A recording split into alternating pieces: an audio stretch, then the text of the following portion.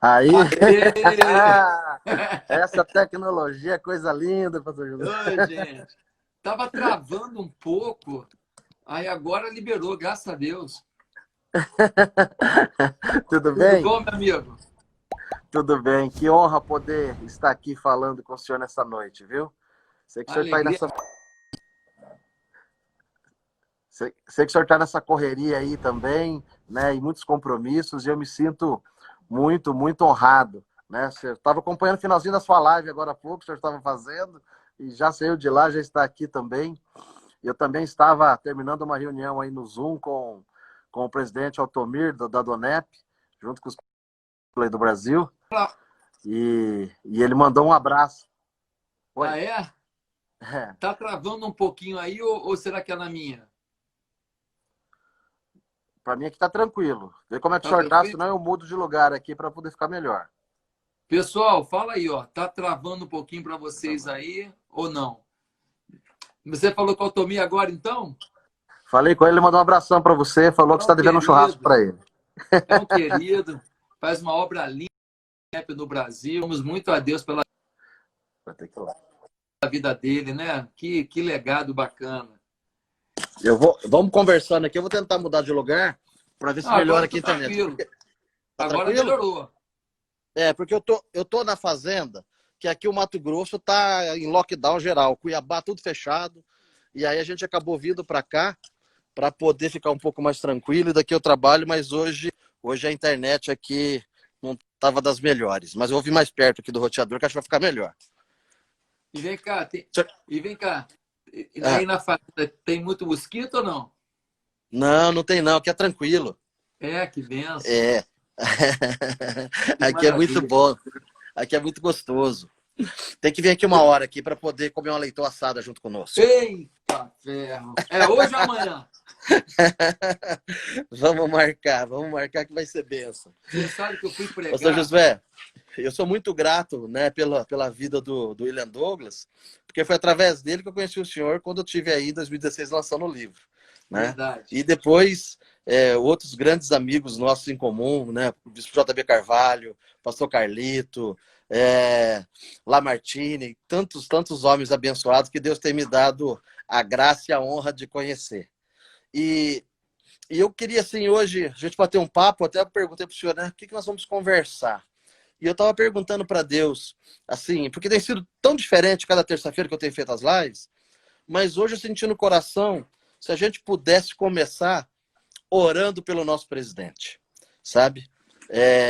Ele foi diagnosticado hoje, né, com Covid positivo, e eu senti o dia todo no meu coração de nós estarmos levantando um clamor por ele, e eu queria poder a gente aproveitar esse momento da live para nós podermos estar orando e concordando, porque Deus diz, né, que quanto o justo governa, né, o povo fica feliz, É não é verdade. verdade? E quando o ímpio, o povo fica triste. E o nosso presidente tem sido esse homem justo que Deus levantou, né? Tem sido um ciro sobre a nossa nação. Eu creio nisso. Então, eu queria aproveitar esse início da live para poder estar orando e abençoando a vida do presidente Bolsonaro e o senhor também, com toda a autoridade que o senhor, né, e também está fazendo isso nesse momento. Eu creio Amém. que é de Deus. Podemos fazer assim? Podemos. Eu oro ou você ora?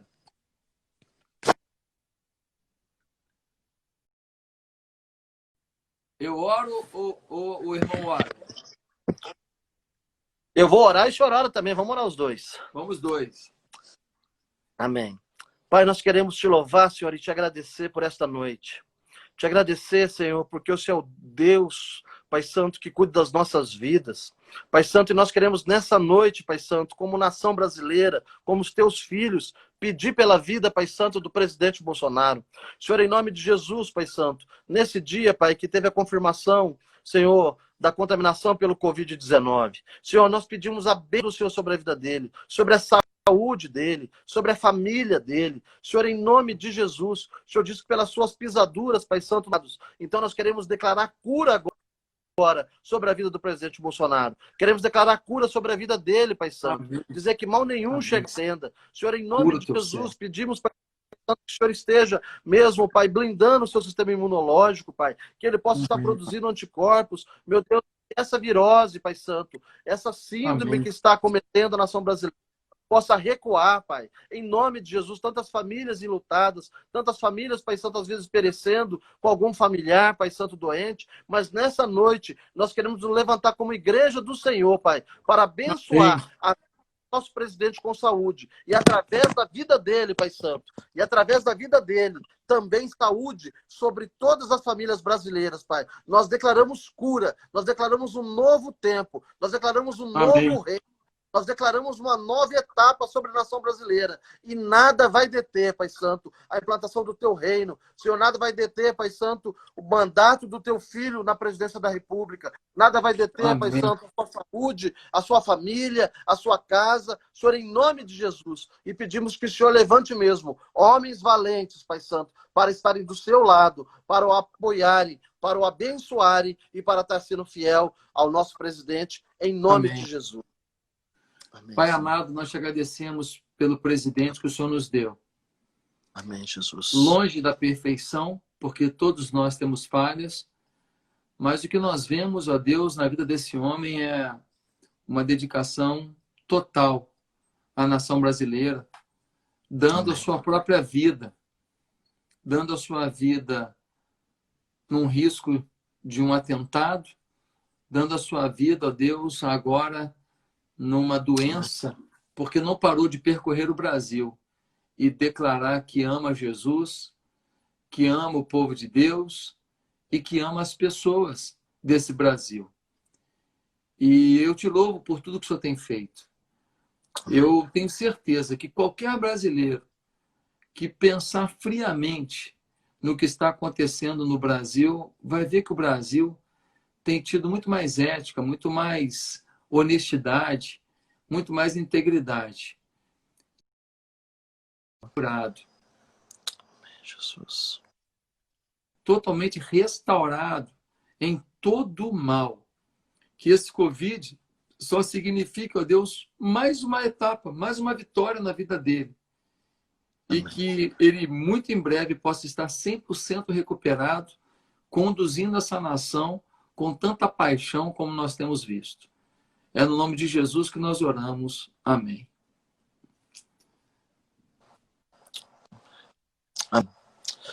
Amém. Amém, pastor José. Vai ser mais um testemunho, para a glória de Deus. Eu tive o privilégio de ir na inauguração lá da transposição do Rio São Francisco, junto com o nosso presidente. E eu tive a oportunidade de estar num momento assim, que tinha 4 ministros de Estado, mais o filho do presidente, o Eduardo, e mais um deputado federal. Tem essa brincadeira, porque tem que descontrair um pouquinho, senão a vida se torna muito séria. Mas, tirando uma brincadeira ou outra entre eles ali, aquele clima de família, de amizade, os caras só falam do Brasil. Os caras só falam de aumentar o agronegócio, os caras só falam de concluir obra, os caras só falam de levar ferrovia, levar estrada, levar oportunidade de plantio, levar oportunidade de extração mineral para poder o Brasil atingir um novo patamar dentro do cenário mundial. Então, assim, eu tive a oportunidade de falar para esses ministros, falar, olha, vocês têm noção que os meus netos, quando lerem nos registros e nos livros de história, vão ler o nome de vocês, vocês estão fazendo uma história, vocês estão mudando a história do Brasil. E alguns ministros, né, a ministra Tereza Cristina estava perto, ela ficou me olhando assim, sabe? Eu senti uma leitura nos olhos deles assim, sabe? Tava o general Heleno, eles ficaram me olhando assim, porque é uma realidade, eles estão escrevendo história. Meu irmão, nós nunca tivemos um presidente com essa integridade, não. Nunca. Com essa paixão, nunca. Então, assim, eu oro muito por ele. Ah, mas eu não gosto do jeito dele, eu não gosto disso. Olha só, quem não gosta, eu respeito. Mas deixa eu te falar uma coisa. A tua mãe, você não gosta de algumas coisas, mas é a tua mãe. Seu pai, você não gosta de algumas coisas, mas é teu pai. presidente, você não gosta de algumas coisas, mas é teu presidente. E é um cara Isso aí. honesto. Temos que orar e apoiar. Temos que orar e apoiar. Nós nunca tivemos, pastor José Valandro, uma pessoa, né? Vamos falar assim, como uma pessoa, como um homem de caráter e princípios, tão focado na mudança da agenda do Brasil, em todas as áreas, como o senhor disse, tanto da área do desenvolvimento, seja do agronegócio, seja da infraestrutura, né? Mas de princípios e valores, querendo o bem da família brasileira, querendo o bem da nação brasileira, sem ficar jogando para a torcida, né? Porque esse não é o estilo dele, né? Sem ficar pensando nada em troca, mas querendo simplesmente o bem da nossa nação. É uma realidade, é uma realidade. Você com quem sem uma acusação de corrupção. Isso é inédito. Isso é inédito. Um ano e meio não tem nenhum caso. Nunca aconteceu. Então, aí a pessoa fala assim, não, mas eu sou de esquerda, querido, não seja de esquerda nem de direita, seja do Brasil. É isso aí. Seja do Brasil. As pessoas que pregaram uma ideologia para você, mentiram para você, roubaram você. Tem um outro agora que não é a sua ideologia, talvez, mas que está sendo correto, que não está roubando de você. O meu querido amigo, eles estão inaugurando coisa todo mês. É obra que, em cima de obra. Eu passei de avião em cima da Transnordestina. Você vê aquela estrada de ferro sendo construída no meio do sertão do Ceará, varrendo tudo, de ponta a ponta para escoar a produção. Rapaz, isso é obra parada, não sei nem quantos anos, 20 anos, 30 anos parado. A transposição do Rio São Francisco estava parada há 10 anos, lá parada. Aí Só tinha areia. Tem gente que fica chateado. Água. As pessoas não tinham água. Ah, mas essa obra começou no outro governo. Sim, e daí? Que parou por corrupção. Senão já tinha terminado, né? Se não fosse corrupção, já tinha terminado. Se não tivesse mandado dinheiro para Cuba, não tivesse mandado dinheiro para Venezuela, tinha acabado. Então, temos que apoiar, né? É isso aí. Eu acredito, eu sou entusiasta e eu acredito que esse segundo semestre vai ser um semestre muito melhor do que esse primeiro que nós passamos. Se tudo que a gente tem visto hoje, muitas vezes pela imprensa, muitas vezes por algum grupo contrário, né, lutando não contra o presidente, mas lutando contra a nação brasileira, né? Porque tem certas atitudes que tentam atingir o presidente, mas estão atingindo a nós mesmos, né? Tentando impedir o avanço da nossa economia, impedir as reformas que precisam ser realizadas. Mas, independente de tudo isso, eu creio que Deus, por honra àquilo que o presidente Bolsonaro está representando, né? Deus vai para a nossa nação e nós vamos sair dessa crise, dessa pandemia, muito mais rápido do que a maioria dos países vão sair, né? O Brasil está vivendo um momento estratégico do agronegócio, né? Um momento onde todo esse segmento da produção de alimentos vem crescendo e crescendo com qualidade. Hoje nós produzimos o melhor alimento produzido no mundo, né? Comparado com as nações anos e anos que vem investindo em tecnologia, que tem infraestrutura, né, que tem recursos disponíveis, e nós estamos produzindo tão bem ou melhor do que eles, e muito mais competitivo. E o mundo vai precisar se alimentar, né? Depois de uma pandemia, não tem nada melhor do que ter uma alimentação de qualidade, para poder trazer imunidade para as pessoas e para trazer segurança alimentar para as nações. E eles vão ter que se abastecer, vai ter que passar pelo Brasil. E nós estamos preparados para isso. A gente precisa de uma melhor alimentação e a gente precisa de algumas coisas muito básicas, como saneamento básico. Me explica como que o governo leva uma proposta envolvendo saneamento básico e os partidos de esquerda votaram contra. Eles votaram contra o saneamento básico para o pobre? É isso mesmo? E alguém ainda está achando que continua eles estão morrendo. preocupados. Como?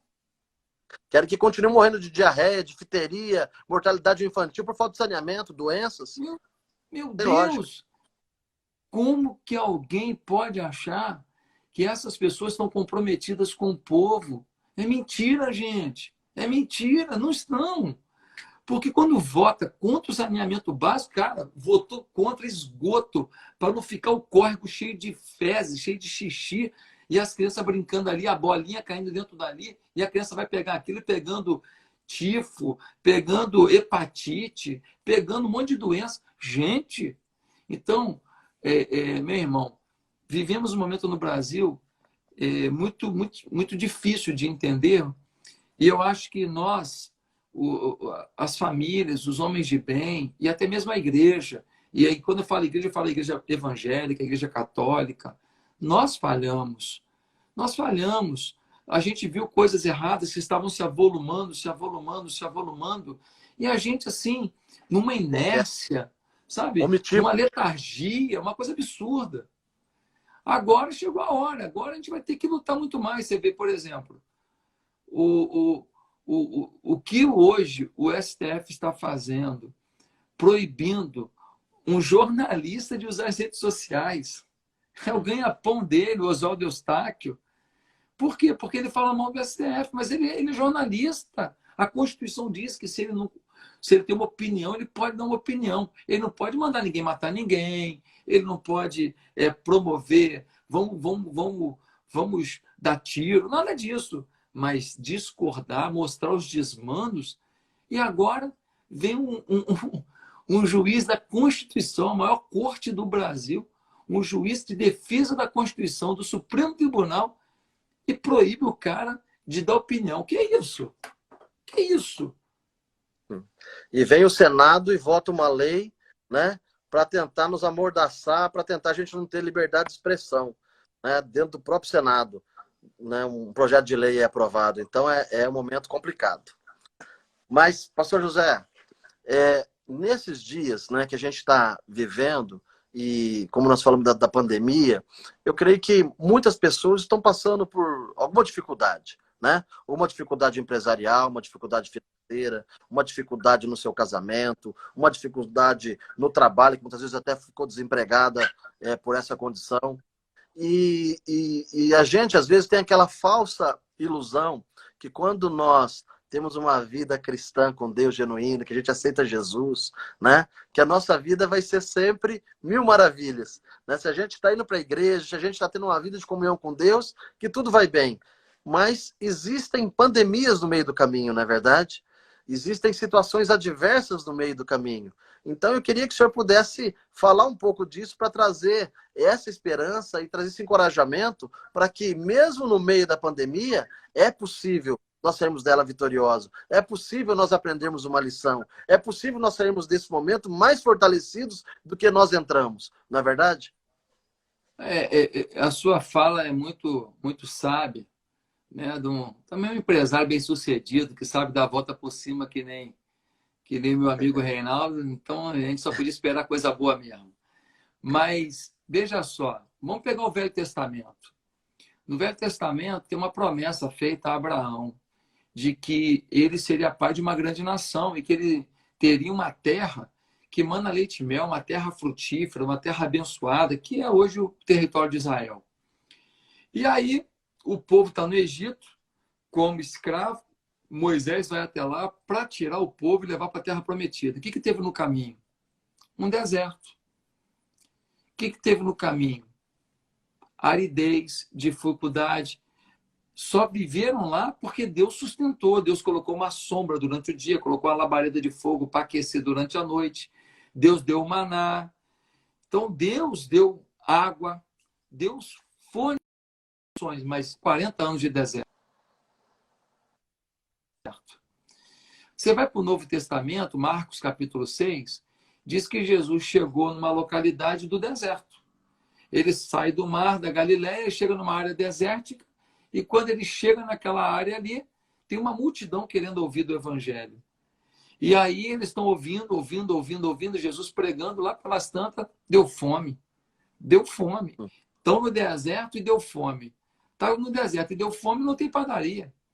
Está no deserto e deu fome, não tem uma árvore para tirar uma fruta.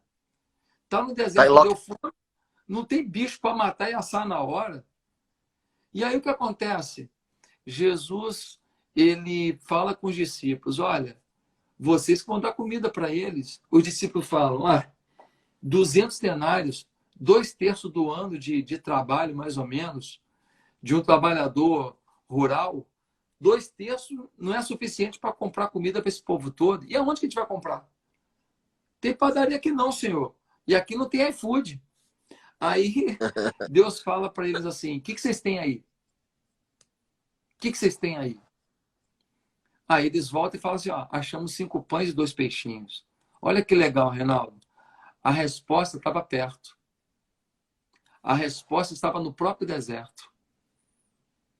A saída estava no deserto que eles estavam vivendo. Sim. E Deus pega aquela resposta dentro do deserto, multiplica aquilo e faz aquilo se tornar o quê? Se tornar a expansão de cada um deles, a expansão da vitória deles, a expansão do sucesso deles, a expansão da vida deles. Então, quando a gente vai para o deserto, Deus quer nos expandir. E vai nos expandir muitas vezes a partir daquilo que a gente já tem no meio do deserto. Porque a vida é o seguinte, você tem um destino. Você tem um destino. Mas as pessoas acham que o destino é o mais importante. Não. Mais importante que o destino são as etapas. Porque se você não viver as etapas de forma sábia, você não está preparado para chegar ao seu destino. Cada etapa. Lembra quando você faliu lá? Lembra quando você deu a volta por cima? Né? Quem não conhece o livro ainda, conta a sua história linda, belíssima. Então, quando você perdeu, foi o momento que você mais ganhou. Porque aquela experiência de milagre de Deus, ela é muito mais forte se você tivesse herdado um frigorífico enorme do seu pai e tivesse comprado um segundo, um terceiro, e você, quando tivesse 10 anos de idade, já tinha uma Hilux, e agora você tem uma Ferrari. Grande vantagem você fez, já era milionário, se virou bilionário. Você só ganhou dinheiro. Então, seria essa a sua vida, mas a sua vida não é essa. A sua vida é a lágrima. A sua vida é a última moeda. E ver o transformar de Deus, e ver quem estava do teu lado nessa hora, e ver que conselho que te deram, e ver quem te abandonou nessa hora, e ver quem te deu as costas, para você aprender a nunca mais dar as costas para quem ficar numa situação arrebentada como você ficou naquele momento. Cara, isso é que fez o Reinaldo que está na minha frente uma pessoa muito melhor. Porque senão, Reinaldo, sinceramente, eu não sei quem seria você. Eu não sei se o mundo ia te caçar, eu não sei se a arrogância ia te pegar, porque eu falar que eu não vou beber dessa água é muito difícil. Deus vai trabalhando a gente para chegar onde a gente tem que chegar. Então, esse momento de pandemia é um momento que muita gente está dizendo: danou-se, perdemos o ano. Não perdemos o ano por quê? Por que eu não posso, nos próximos 6 meses, produzir mais do que o ano inteiro do ano passado? Aí. Deus não pode dar uma colheita de 6 meses maior do que um ano do ano passado? Que Deus é esse que a gente crê?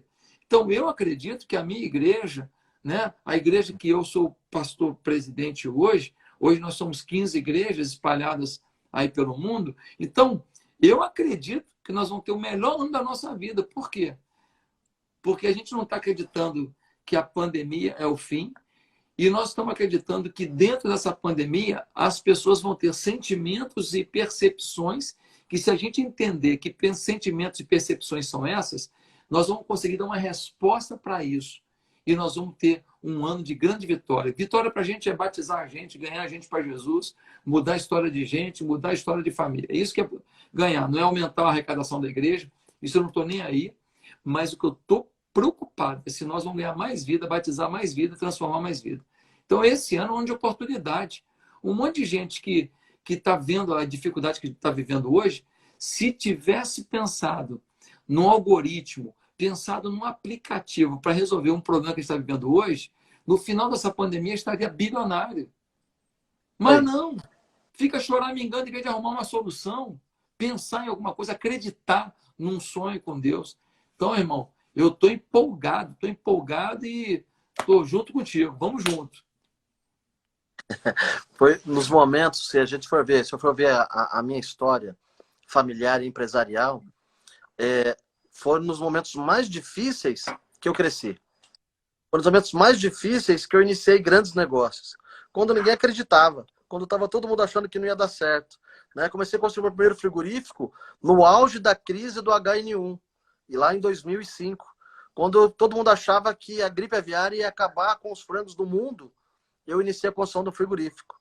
3 anos depois, quando passou a crise, eu era o único que tinha um frigorífico pronto para vender para a Tyson Foods, que era a maior do mundo naquela época, a empresa americana, quando veio para o Brasil. Né?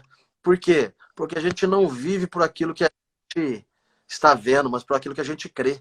Não é verdade, professor Josué? Então, a gente não acredita só na força do nosso braço. Não que a gente tem que só orar e ficar esperando. Né? Eu brinco que a gente tem que orar como se só a oração resolvesse. E temos que trabalhar como se só o trabalho desse conta de entregar aquilo que a gente precisa. Né? Então, na minha vida, as pessoas falam assim, Reinaldo, você é um empresário bem-sucedido. Né? Eu falo, não sou empresário, não, eu sou trabalhador. Né? Comecei a trabalhar com 6 anos de idade e estou trabalhando até agora. Estamos aqui trabalhando. Ó. Enquanto tem muita gente, né, dormindo, assistindo filme no Netflix, nós estamos aqui, né? Dentro do chamado que Deus tem para cada um de nós. Então, é isso, né? Nós temos que ter 1% de inspiração e 99% de transpiração. Nesses dias da pandemia, você quer tempo melhor do que esse, que você não tem aquele monte de compromisso, né? Que foram cancelados muitos compromissos. A gente tem uma agenda mais livre. Você pode ter um tempo melhor, com a sua cabeça mais tranquila, para pensar em estratégia, para pensar em ideias, né? Para buscar a Deus, falar, Senhor, me dá uma estratégia, me dá uma ideia. Uma ideia que Deus me deu um dia de mandar, né, um SMS, não era nem o WhatsApp, em 2013, me levou numa negociação que transformou a minha história. Né? Me mudou de patamar, mas uma ideia, 2 linhas de SMS, ouvir a voz de Deus, pedir a direção dele, uma estratégia. Então é esse tempo que nós estamos vivendo, é um tempo de oportunidade.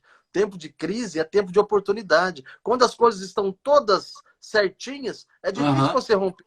Mas quando elas estão abaladas, quem está embaixo pode subir, quem está em cima pode descer. E o nosso Deus é especialista em transformar tragédia em bênção, né? De transformar maldição em bênção, de fazer transferência de riqueza do ímpio para o justo. A hora é agora. Se você está nos assistindo, se você vai assistir a live e depois ficou gravada, pede para Deus uma direção, pede uma sabedoria, vai para cima. Se você tem uma ideia, acredite, esse é o momento que Deus tem para você. É o momento de você romper. É o momento, como o pastor José Valando falou, esse segundo semestre, ele pode suplementar, pode suplantar, ser muito maior do que ia ser o ano todo. Né? Às vezes, os primeiros 6 Deus nos fez como uma mola, fez a gente encolher, para que a gente pudesse agora expandir. E o momento da expansão é agora. Né, pastor José? Agora é hora de nós avançarmos. O Brasil vai estar pronto para isso. Nosso presidente está governando e direcionando o país para isso. Nós temos um ambiente sobrenatural como nós nunca tivemos no Brasil. Os céus do Brasil estão abertos.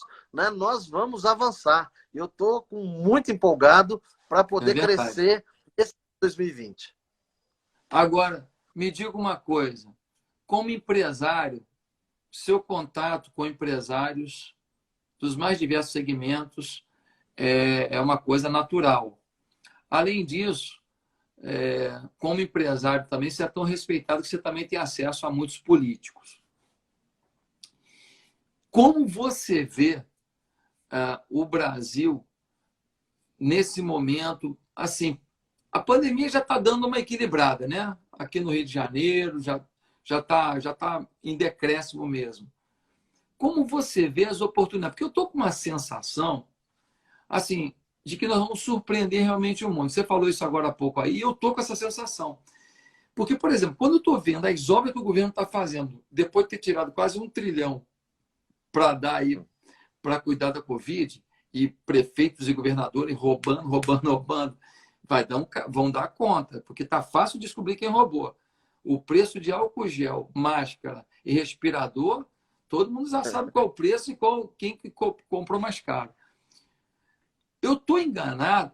A impressão que eu estou tendo é assim, que o Paulo Guedes ele está com tudo organizado, o dólar está lá em cima, ele está com tudo organizado para a gente vender uma produção violenta, que o nosso agronegócio está crescendo demais, e nós vamos surpreender o mundo realmente economicamente. Eu acho que a gente vai ajustar, esses 6 meses a gente ajusta a casa, e ano que vem crescimento explosivo. A impressão que eu tenho é essa, ou eu estou muito otimista? Como é que você está vendo o quadro econômico do Brasil? Eu também tenho essa mesma impressão. Por quê? A partir do... O que pode nos estava tentando nos atrapalhar nesse momento a questão das eleições, entendeu? Que às vezes as pessoas, vamos falar assim, por uma luta pelo poder, acabam atrapalhando, né, o país do desenvolvimento e naquilo que precisa ser feito. Mas independente disso, independente que nós vamos ter uma eleição agora no mês de novembro, as eleições municipais, aqui no Mato Grosso vamos ter uma eleição. Independente disso, né, eu acredito que através das exportações que estão ocorrendo, as exportações elas estão sendo recorde, né, em todos os segmentos. Por exemplo, vou falar do meu segmento que é a suinocultura. A gente exportava por ano, em média, 700 mil toneladas por ano de carne suína. 700 mil por ano.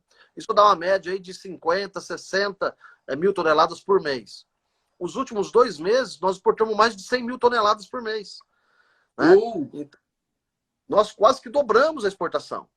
E a carne de frango também com volumes lá em cima, carne bovina lá em cima, soja, milho, todo o complexo alimento, grãos, tudo bombando e exportando para a China, exportando para diversos países. O Brasil exporta hoje para mais de 170 países. Então, eu acho que a exportação do agronegócio, aliado a essas obras estruturantes, né, que o presidente Bolsonaro e o ministro Tarcísio têm feito de infraestrutura, né, junto aí com a ministra Tereza também, que tem feito um bom trabalho no Ministério da Agricultura, eu creio que tudo isso vai ser essa locomotiva que vai puxar o Brasil. E a partir do momento que nós conseguirmos parar, né, com essa cultura do medo sobre a pandemia, que nós não estamos falando que ela não existe, que a gente não tem que cuidar, que nós não estamos valorizando a vida, nada disso, né? Mas foi exacerbado essas informações, né? Tentaram fazer uma lavagem cerebral no povo brasileiro, né, com relação à Covid.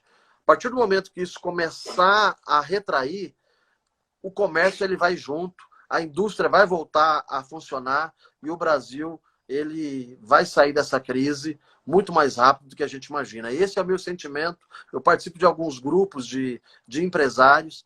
Tem muitos empresários otimistas, muitos empresários assim doidos para que a coisa esteja liberada, para que possa soltar obra, possa construir novos estabelecimentos, novas lojas, né, novos negócios. Está todo mundo acreditando no Brasil. O que nós precisamos só é que a mídia e alguns setores da política deem uma trégua para que a gente possa sair dessa pandemia e que a gente possa avançar rapidamente rumo ao nosso futuro. Coisa maravilhosa. A situação do presidente Bolsonaro ela é infinitamente pior do que a situação do Donald Trump, porque o nosso Supremo Tribunal Federal ele é praticamente todo de ideologia de esquerda. Ele é praticamente todo focado. Então, infelizmente, eles não têm votado pela Constituição, têm votado muitas coisas pela sua ideologia. Inclusive, não tem só julgado, eles têm sido legisladores, eles têm executado, como agora, né, o ministro Alexandre de Moraes, ele abre inquérito, ele executa a diligência, ele julga, ele faz tudo. Então, é muito complicado. Lá, o Senado está com o Trump. Aqui, o Senado também não está com o presidente, assim, maioria absoluta. Por quê? Porque o presidente do Senado e o presidente da Câmara têm dificultado o trabalho do nosso presidente. Eles não são pessoas apoiadoras. Eu tenho visto o presidente Rodrigo Maia, da Câmara, que eu respeito, mas, assim, falando mal do presidente toda hora, pô, calma aí, cara. Se é presidente de uma casa, você gostaria que o presidente ficasse criticando o seu trabalho o tempo inteiro? Quer dizer, não tem ética. Não tem ética. Fica dando entrevistazinha. A gente vê que o jogo é de poder. O jogo não é pelo Brasil. Então, a dificuldade é muito grande. Mas o presidente Bolsonaro ele tem uma coisa muito legal a seu favor, que é o povo. Esse papo que o Bolsonaro tem 30%, legal, tá bom. Faz aí uma eleição aí hoje. 60% mole. Mole. E esse é o desespero desse establishment que estava roubando o Brasil, usurpando o Brasil. Esse é o desespero. O presidente Bolsonaro chegou lá, de primeira, acabou com 21 mil cargos comissionados. 21 mil, são milhões e milhões de reais por ano. O cara pegou as empresas públicas dando prejuízo no ano anterior de 50 bilhões. No primeiro ano dele, ele dá lucro de 70 bilhões. Que é isso? Só parar de roubar, né? Hã? Só parar de roubar. É só deixar. Já 120 muda os... bilhões que foi para o Covid agora. É. 120 bilhões que era de déficit que foi para o Covid agora. Então, assim, ninguém está aqui querendo fazer política partidária, mas a gente precisa amar o Brasil. E eu queria que a gente amasse também a Jesus. Porque quando a gente apoia uma pessoa que é contra a vida, que é a favor do aborto, que é a favor de legalização das drogas, que é a favor de ideologia de gênero, que é a favor de desconstrução da heteronormatividade, que é a favor de uma série de coisas, que apoia e vota em pessoas com corrupção. O Haddad tinha 22 processos contra ele, já foi condenado a algumas. 22 processos. Como é que alguém vota no nome desse? Então, se a gente não tiver amor a Jesus, nós vamos votar naqueles que odeiam a igreja. Você vê que a tentativa hoje é de calar a igreja. Agora o ministro Fachin, ele fez uma sugestão lá no TSE que seja votado alguma coisa que inibe tudo que eles julgarem ser uso de poder religioso para a eleição. Ora, Reinaldo é cristão. Ele conhece pastores, ele conhece missionários, ele conhece padre, ele conhece... Quer dizer, o seu nicho de pessoas que votariam no irmão, a maior parte são cristãos. E aí? Aí você é eleito, aí depois que você pensa que vai tomar posse, vem alguém e fala assim, não, porque o pastor Josué fez uma live e falou do Reinaldo, então foi abuso de poder religioso. Pronto, aí caça você? Que isso? No sindicato pode, na universidade pode, tudo pode. E na igreja vai querer agora fazer lei nova? Os atores globais podem, cantores podem, todo mundo pode. Né? Então, realmente a mordaça, né? Já querendo desconstruir até uma possível reeleição do nosso presidente, porque sabe do apoio que ele tem das mídias sociais e do segmento, né, judaico-cristão brasileiro, né, do católico, do evangélico, né, daqueles que prezam pelos valores da família judaico-cristã. Né? Então, tudo faz parte de uma agenda, e é isso que às vezes as pessoas elas não compreendem ainda, né? Acham que quando você está falando do MEC, quando você está falando do ensino, quando você está falando a favor da vida, que você está sendo radical, que você não está dando voz à minoria. Não é nada disso, é porque através disso tem uma agenda por trás que é muito maior, né, pastor José? Perfeito, perfeito. Você estava falando aí que você gostou dessa pandemia, do tempo que você teve para pensar em estratégias, né? Tem um livro de um grande sociólogo italiano chamado Domenico De Masi, e o nome do livro é Ócio Criativo. E ele defende nesse livro que é justamente nesse momento de ociosidade, desse momento parado, olhando aí o luar aí da fazenda aí, olhando talvez o nascer do sol, que surgem ideias incríveis que podem mudar a nossa história. Eu queria propor para as pessoas do Brasil, tem um momento de ócio criativo e tem um momento de ócio reflexivo. Pense no seu futuro, pense nos seus negócios e pense na sua nação. Pense nas famílias. Pense nos pobres que precisam da gente. Pense, você é mais inteligente do que aquilo que te vendem. Cada um de nós, seja de esquerda, de direita, eu não estou querendo falar aqui de segmento. Cada um de nós que está nos ouvindo agora, você é capaz de refletir, de pensar, falar, pô, vem cá, aquele cara que falava nisso, ele é mesmo apaixonado pelo povo? Quem é apaixonado não rouba. Por que ele fez isso? Ei, o mesmo. Mas o melhor amigo dele é negro. E ele deu o nome dele para o cara se eleger, o Hélio Negão, Hélio Bolsonaro. Ele é machista mesmo, mas no dia da posse dele, a primeira pessoa que falou não foi ele, foi a mulher dele. Ele é machista mesmo? Teve uma cerimônia lá que a mulher dele chamou a atenção dele, foi todo mundo. Ele é machista mesmo? E presta atenção. Falou com ele lá, presta atenção, isso. Ele é machista mesmo? E ele mandou um beijo para ela. Ele é machista mesmo? Será que ele é?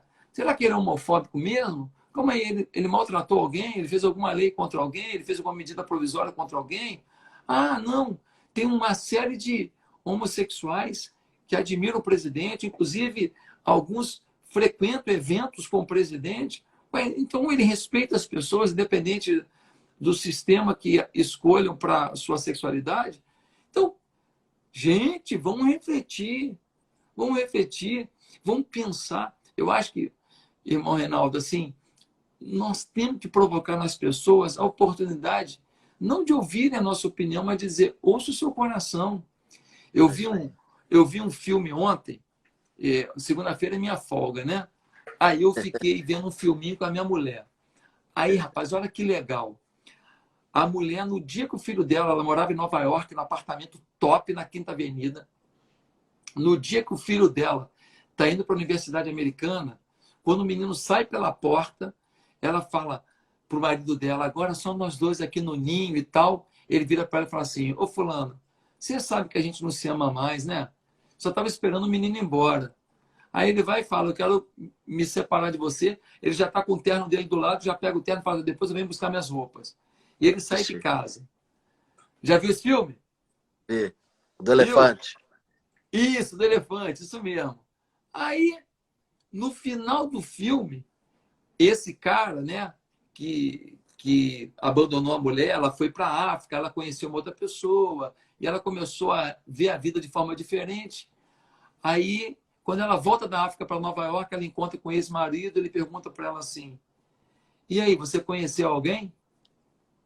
Aí ela fala assim, conheci a mim mesma. A mim mesma. Eu queria dizer que hoje a gente tem que conhecer a nós mesmos, os nossos valores. A sociedade brasileira é conservadora na família. Até quem está dizendo que não é. Um monte de gente está dizendo que é, porque está reproduzindo o que a mídia fala, o que o artistazinho fala, o que o cantor lacrador fala. Nós, no fundo, valorizamos a mãe, o pai, o filhinho no colo, viver junto, velhinho, até o fim da vida. É isso que todos nós apoiamos. Ah, não, tô nem aí, a fila anda, que nada. Você acha bonito aquele velhinho que envelheceu com a velhinha dele e anda de mão dada? Então, a gente nega quem a gente é. O brasileiro é assim, o brasileiro é um povo que tem muita coisa errada porque... Infelizmente, a condução política do nosso Brasil, ela vem deturpada desde o Império, né? Desde o descobrimento, que já tinha safadeza demais e a gente não consertou. Mas é um povo bom, é um povo alegre, é um povo companheiro. Esse mesmo sociólogo italiano, Domenico De Masi, ele fala uma coisa muito legal. Ele fala assim, numa entrevista, perguntaram para ele, que país do mundo você escolheria para viver se você pudesse escolher? Qual seria? Ele fala assim, o Brasil. Aí eles perguntam para ele, que ele é italiano, por que o Brasil? Aí ele responde assim, não existe nenhum país do mundo com branco, negro, mameluco, índio, alemão, tudo misturado, vivendo e vivendo bem e rindo junto, indo para a praia junto e sambando junto. Esse povo é inédito. Então, não estou falando que não tem problema de racismo, não tem problema de... Pode, claro que tem. Ninguém está negando que existem problemas no país. Mas um país que nem o nosso, não tem. Não tem. E o nosso povo ri da desgraça, cara. A gente faz samba da corrupção, sim ou não? Povo bom. Vamos refletir, gente. Vamos mudar o mundo. É isso aí. Pastor Josué, que papo agradabilíssimo. Agradeço muito, senhor. Quero pedir perdão pela qualidade da minha internet, que às vezes acabou complicando um pouquinho aí para você ouvir. Mas, olha, foi fantástico. Eu agradeço muito essa oportunidade e esse privilégio, né, de podê-lo ter aqui conosco. E agradecer, vou até ativar aqui os comentários aqui, agradecer, né, pela oportunidade que Deus nos dá né, do senhor, de ter essa intimidade, de poder estar do lado do nosso presidente, do lado da primeira-dama, sabe, de poder estar orando por eles, de estar abençoando. Eu me sinto muito feliz, né, de poder compartilhar isso para a nação brasileira. E quando a gente tem oportunidade, eu também já tive algumas oportunidades de estar junto com ele, de nós vermos o quão simples ele é, o quão íntegro ele é, o quão bom intencionado ele é, e quão comprometido ele está com a nossa nação e com a família brasileira. Então, eu quero agradecer ao senhor, quero pedir que Deus possa estar te dando sabedoria, discernimento, para que o senhor continue aí sendo esse alicerce do lado do nosso presidente, do lado da primeira-dama Michele, e que Deus traga infinitamente mais tudo aquilo que o senhor pensa ou aquilo que o senhor peça, né? Mas que ele possa fazer na sua vida, na sua casa, na sua esposa, no seu ministério, em nome de Jesus. Amém. Querido, você é um amigo, é um querido. Eu louvo muito a Deus por pessoas que são bem-sucedidas nos seus segmentos e que, em função disso, mantêm a sua fé, em função disso, mantêm a sua crença que a sua vitória tem a ver com Deus. E o irmão consegue fazer isso. O irmão não perdeu o brilho da dependência de Deus, mesmo com tantos aplausos que a gente acaba tendo, com tantas pessoas que dizem, poxa, Reinaldo, você é fera. Isso não tomou seu coração, você é essa simplicidade de pessoa, uma pessoa cativante. E sei que você está com um propósito também rumo a uma carreira política no Senado, e que Deus faça a vontade dele na sua vida. Se dependesse da minha vontade, você já estava eleito. Mas assim, eu não sou Deus. Então eu peço que Deus faça na sua vida a vontade dele, porque você é tão importante para Deus e tem feito tanta coisa linda, que eu realmente quero que ele não deixe sentar numa canoa furada, que ele te coloque no centro da vontade dele. O pessoal está perguntando qual é o nome do filme. Eu esqueci o nome do filme, você lembra? Você lembra, Ana Carolina? Não. Depois nós vamos postar. Eu vou colocar nos comentários aqui do filme. Depois no meu Instagram, eu amanhã, todo dia, 12h30, eu faço uma meditação de 15 minutos. Sabedoria do dia. Todo dia, meio-dia. Amanhã, eu vou falar desse filme e vou dar o nome do filme. Tá certo? Pronto, já puxei para minha amanhã, a meio-dia, 12h30, Sabedoria do dia. Gente, quem não segue, olha, você tem que seguir esse homem de Deus aí. Segue esse homem aí.